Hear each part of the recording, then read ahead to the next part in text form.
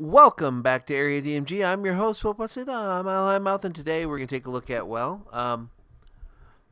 it's kind of a tier video in a way. A tier video and a suggestion. This is going to be 7 games to play after you've completed Earthbound. So if you have the Nintendo Switch Online service, you can play Earthbound right now, and I recommend that you do. You can also play the original game, like on the NES, Earthbound Beginnings, which is totally worth it and totally worth playing. Sadly, the third game in the series, Mother 3, or maybe Earthbound Endings, if it comes out over here, hasn't been released in the United States yet. Sorry. But that doesn't stop us from grabbing things that are RPGs or story-heavy games that, hey, if you liked Earthbound, maybe you should check them out. I know, we're going to do 7, and you're probably like, but I see like 14 here. Yeah. That's because we're going to move these around, and I'm going to explain why they're here, and then move them up or down on here. The first 7, of course, like the first ones from left to right, and then down here will be the games at the end of this list, essentially. Because of the ability to sort games, actually what we're going to do is we're going to remove software from here until we get down to 7, and then we're gonna sort those 7 that are left based off of this. Now I know there's a game or two that people might be like, oh, that should be in there. Like, for example, Citizens of Earth, Citizens of Space. But I don't currently own that, so it's not there. So, Now, right off the bat, I'm going to remove Deltarune from here. We're going to whittle this down to 7, and then we're going to arrange it. I'm going to remove Deltarune because Deltarune's not finished. Once Deltarune is finished, it might be up here. Now, Ariada's Spirits gets to stay here because of, we'll think about that in a bit. Undertale definitely gets to stay. I mean, it's inspired by Earthbound. It uses a lot of it. I'm going to be going through these and deciding whether to keep them on here based off of the aspects of Earthbound, Earthbound Beginnings, and Mother 3, or Earthbound Ends. Yeah, and we're looking for stuff that's a quirky kind of RPG, has a good story, and an unusual setting.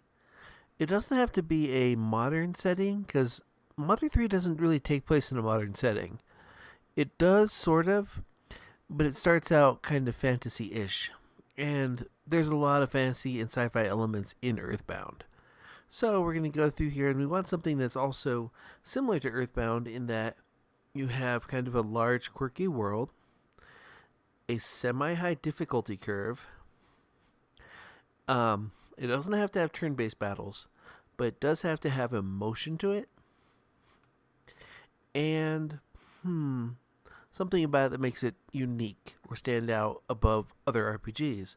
Otherwise, we would just be like, hey, if you like Earthbound, try Final Fantasy 9 or something. But that wouldn't really work with this list. So we're going to go over here and remove stuff that's not emotion-filled or happy or similar to Earthbound in a way. We're going to whittle this list down to 7. We're taking Deltarune off of it because Deltarune is not done. And looking at some of these other ones, let's see. Do we want Ariada of Spirits to stay? Ariada of Spirits has a pretty good script. It has a child protagonist. In fact, in some of these, I kind of feel that part of Earthbound is that the main characters have a kind of innocence to them. There is that childlike wonder or whatnot. There's the little things that Earthbound has, where, for example, you don't always have to fight your enemies, but you kind of should. But it also has, some type of nice little quirk to it. Something about it that makes it unique and fun. and also heartfelt. Because the Earthbound games, sorry, especially Earthbound and especially Mother 3, can be absolutely heartbreaking. And I think that that's important to remember in these. So, Ariana of Spirits is an indie game that has normal live combat. There is a little bit of it feels a little Secret of Mana-ish at times, and that's fine.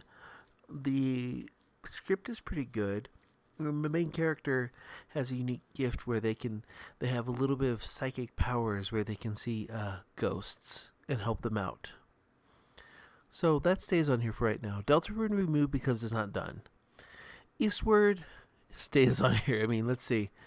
A child protagonist and adult protagonist too, because like there's one of those in Mother 3 and in Mother Earthbound Beginnings. A really interesting art style to it. This one's kind of Secret Mana-esque too. A kind of steep difficulty curve at times, and a really good emotional story where things heartbreakingly happen. Aglia Rebirth stays on here for right now. This is another quirky RPG from the people who made. It's from Brownie Brown, and if there were ever a re-release of Earthbound, I would want Brownie Brown to make it. Mainly because one, they have amazingly gorgeous art. Like their artwork is kind of amazing, and this game here has like a weird world building aspect to it. You're also rebuilding a town, and the battles things for it are kind of based like a board game. Yeah, it's super weird, super quirky, and the script is kind of funny. So it stays there for now. Now, Grandia Collection stays here because of the original Grandia. Grandia 2 is a little bit anime-ish, but Grandia 1 is a kids going on an adventure RPG. Absolutely wonderful. An okay difficulty curve. It's a little bit more of a traditional RPG than other ones on this list, but it's staying here for right now because of the strength of Grandia and Grandia 2's script. Also, Grandia is a masterpiece. Both of these games. You really should check them out. They've also got voice acting, but it's because the protagonists are children that the first one has entered onto this list and why it stays for now. Legend of Mana, we're taking this one off. It is an action RPG style, kind of like Arietta or to an extent Iglia. But we're gonna take this one off because it doesn't really. It was on here just so we could take it off, essentially. It's a good game though, and I recommend it. But if you finished up Earthbound and you want to play something that's very similar to it, Legend of Mana you might want to skip. To the Moon is on here because of its story. It doesn't have a lot of replay value, and it can be finished very quickly.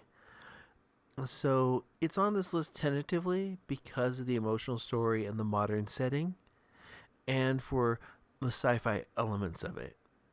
Octopath Traveler, because it does have a really good steep curve. It is unique in how it uses kind of a default and brave system. And oh my gosh, could you imagine an HD 2D remake of Earthbound? Ooh. But no, Octopath Traveler's in here because of the story and because of because of its quality. Ocean's Heart is here because of its script. It's a Legend of Zelda Minish Cap style game with some pretty good little quests and stuff. There's a lot of little quests you go on, and there's a lot of quirk to it. It's a fun little game. It's on here for the time being. Night in the Woods is not an RPG, in a way. I mean, you do play a role. It is in a modern setting, and it does have a lot of very adult themes that kind of keep it on this list for right now. Moon stays on this list. Moon is an, quote, RPG, end quote, where the main character starts out dead, and you're kind of a ghost. And now you've got to go collect love and other items around the world of Moon to rebuild it. There is a hero, but you're not really associated with them, as in you're kind of picking up their mess. It is a very bizarre RPG. And that's why it's here, because it is quirky, bizarre, unusual. It's not combat focused. It has a bit of a fantasy element, but it has all sorts of things where, like, hey, if you like quirky, weird RPGs, especially PS1 game style RPGs, you should pick up Moon. The script is amazing. The story is bizarre. And I think it's completely worthwhile. Littlewood is an RPG about rebuilding a town after beating the last boss. It's a good little game. It's not too combat focused, but we're going to remove it from here. Undertale is Earthbound inspired, has a unique story and a unique aspect to it, which makes it extremely flexible and replayable because of the way the story changes by the choices that you make. I would say Undertale, Deltarune would be on this list once it's done, but Undertale stays on here because Undertale is kind of amazing. And it is very Earthbound inspired, right down to the graphics. And to, like, the way, I mean, it's kind of action heavy when you're in RPG combat, but yeah. You have a choice at one point to pet the doggo. It also uses a combat system similar to Earthbound with some interesting bits of connectivity. Yumi Murray is a childhood RPG, not like Omari, which would be on this list if it was here. If it was out on the Switch, it would be on this list. But Yumi Murray, not the happiest of games, but definitely worth it for the story. It is an RPG, and I'm going to leave it on this list. Okay, so what are we taking off this list? We took this down by like by 3. So we're down to, we need to bring this down to 7. So I think even though it's very good in scope, I'm going to take Octopath Traveler off and Night in the Woods off. So now we're down to 1, 2, 3, 4, 5, 6, 7, 8. Okay, 1, 2, 3, 4, 5, 6, 7. Oh no, we have 9 actually. We have 9. 1, 2, 3, 4, 5, 6, 7, 8, 9. Okay, so what else should we take off of here? As much as it pains me, because it has very little replay value, I'm going to take To the Moon off. Really good story, but you should check it out. Okay, so we're down to 1, 2, 3, 4, 5, 6, 7, 8. We need one more off of this. And then looking at this, in terms of quirky scripts, in terms of unusual design, and in terms of story, I'm going to leave...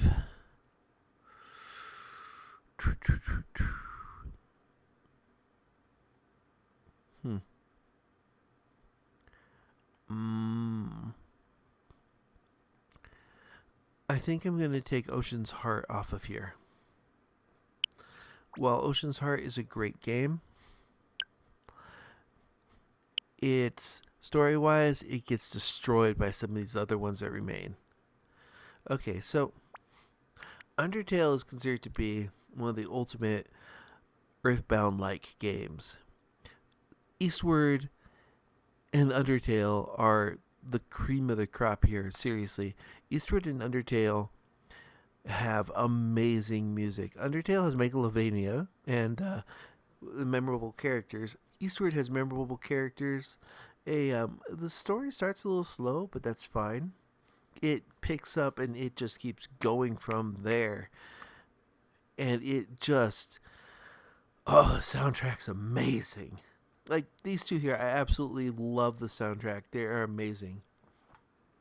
Now, out of these ones that remain, Grandia 1 and 2 are absolute masterpieces on their own. Grandia 1, definitely worth it. But you know what? Arietta Spirits has a even though Area Spirits is one of the shorter games on this little list here, it is one of those with a lot of fantastic polish. That leaves these over here. Yumi Miri, with its particular plot, is ooh, it's a bit bitter. So it stays here. And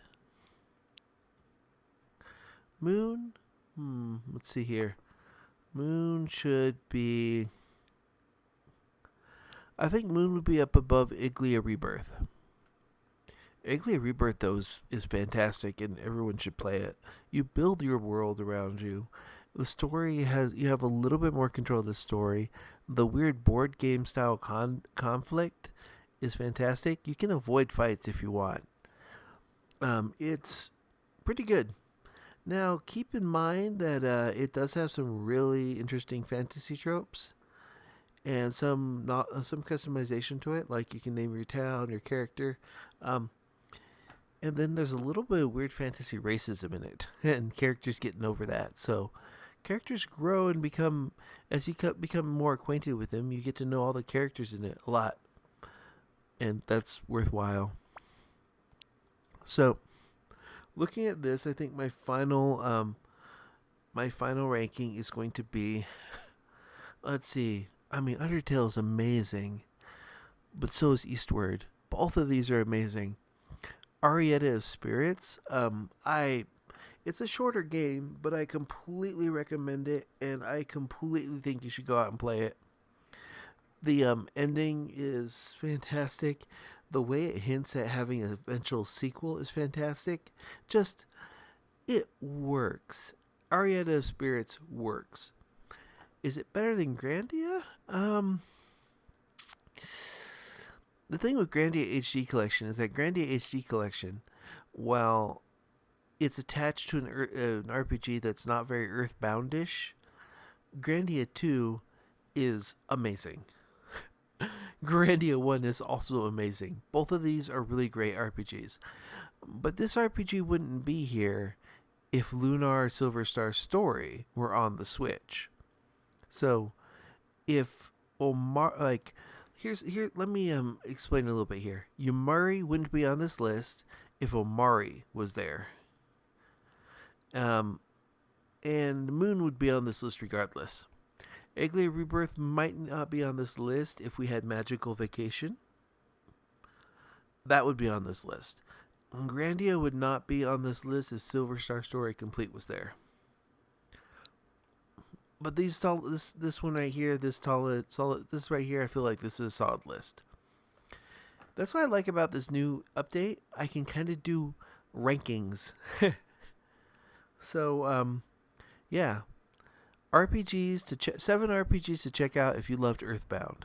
They are Eastward, Undertale, Arietta of Spirits, Grandia HD Collection, Iglia Rebirth, Moon, and Yumari. Until Omari comes out. We'll update this list and turn it into a larger one later on at some point. Maybe like a top 10 RPGs to try after finishing Earthbound and Earthbound Beginnings. But yeah, for right now, we're going to use this update's ability to essentially tier list things, and we're going with that. So, these are RPGs, 7 RPGs to check out if you loved Earthbound. Let me know in the comments below what you would add to this list or what you would remove to this list. Give me your suggestions, and when we make a 2.0 for this list, we'll take those into account. Put those in the comments below, and until the next video comes out, you are now caught up. Morning, Maya.